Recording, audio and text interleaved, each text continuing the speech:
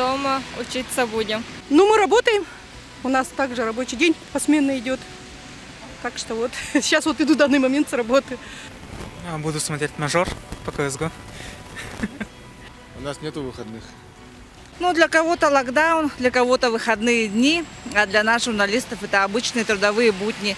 Поэтому в эти дни мы, как всегда, будем выпускать нашу газету, работать, разговаривать с людьми, снимать, делать репортажи, писать свои статьи. Так что никакого отдыха. Ну, я студентка, поэтому у меня не будет выходных. Поэтому с 30 по 7 я время буду тратить только на учебу. Ну, я буду заниматься домашними делами, наверное, уберусь. Генеральную уборку сделаю, в шкафах приберусь. Ну и все. Хобби тоже у меня свое.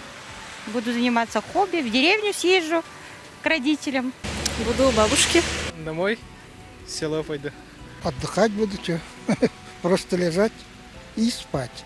С 30 по 7 ноября буду дома сидеть. Ну, с детьми время проводить.